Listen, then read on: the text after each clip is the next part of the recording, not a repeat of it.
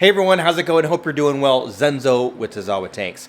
Today we are going to swap out a filter. So when it comes to aquarium filtration, I use a lot of different types. I use sponge filters primarily, box filters, internal filters, canister filters. I even use like power heads that have like pre-filters on them. And I sometimes use hang-on back filters. Now in this aquarium, or underneath this aquarium, I have a sump. And I really like sumps for a lot of different reasons. You can hide heaters in them. You can put lots of different media in them. You can build like refugiums and all kinds of cool stuff.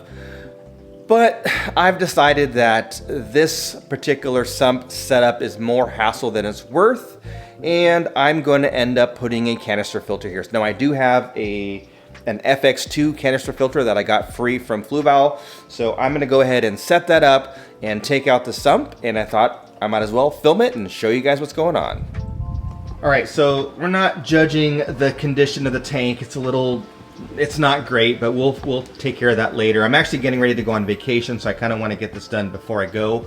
But down here we have a sump filter. So what happens is we've got this this overflow box here, and it's gravity fed, so water comes through, goes down this box back behind the tank, and flows underneath, goes down through the kind of tower here with the bio balls, and there's like sponge media and all that kind of stuff down there into this chamber, then gets pumped back into the aquarium right there. So anyway, there's a lot of different things I don't like about it. It's not a very good system as far as ease of cleaning.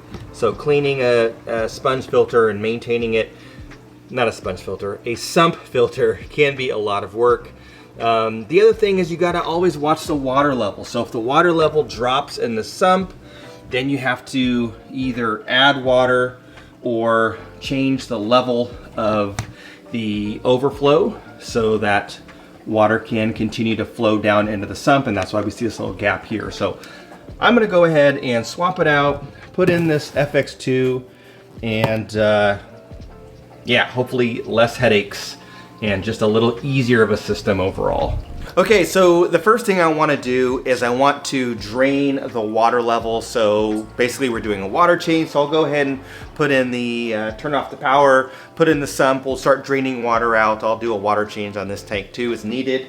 And then while the water is draining, I'm going to start disassembling the connections to the sump filter.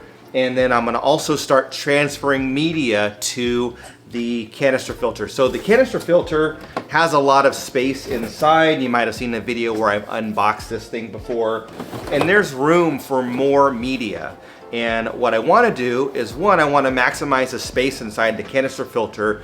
And two, I want to take some of that biological bacteria that's in the media in the sump and put it in the canister. Now I'm not worried about like cycling or putting in a brand new filter and taking out a filter, because we have so much beneficial bacteria in here already, the substrate, the background, etc. So I'm not overly concerned with that, but I just want to put a little bit in there to kind of give things a kickstart. This is the sump pulled out, and the way that it works again, water flows through, goes through some filter floss, which is nasty right now, so that catches the particles, goes through the trickle tower, through a bunch of media here, underneath, and then back out with a pump.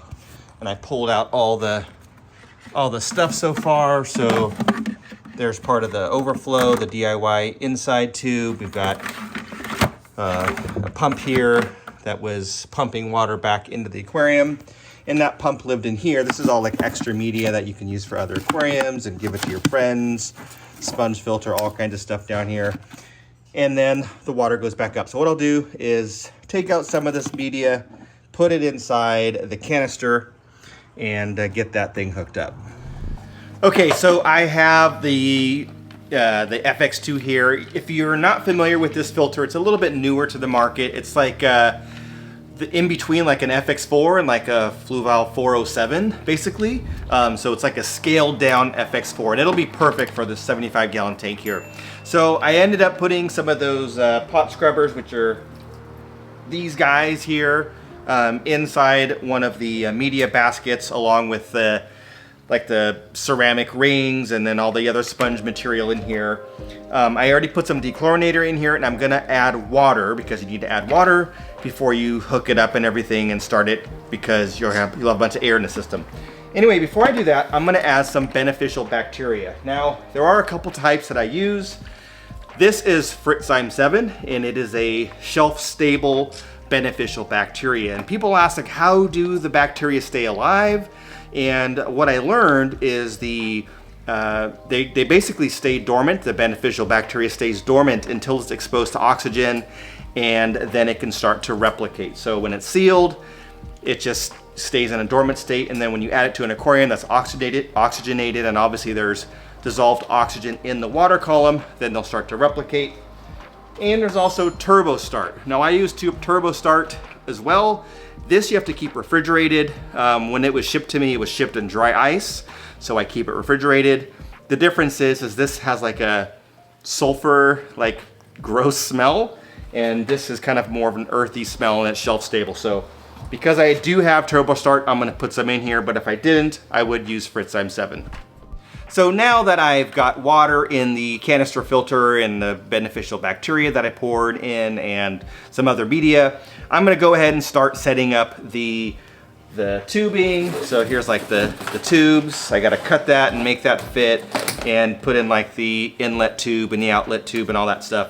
So this is what the basket looks like that goes inside of your aquarium. Water gets sucked through here, goes up, down the pipe, into the canister filter, filtered, and then pumped back out the other side. Now, what you can do, I like to have a pre-filter. So a couple reasons: it keeps like large debris from getting sucked up in there, any baby fish and snails and just stuff that I try to keep out of the filter. One thing you can do is you can pop off the basket and put like a sponge pre-filter on there, and I do that in other applications, and I have some brand new ones downstairs. But what you can also do is you can actually just use the basket and put stuff inside. So this is some coarse filter material or sponge material that we sell at Aquarium Co-op. And I also had some cut up in pieces in the sump. So I'm just gonna take some, open up this basket, and put it right inside.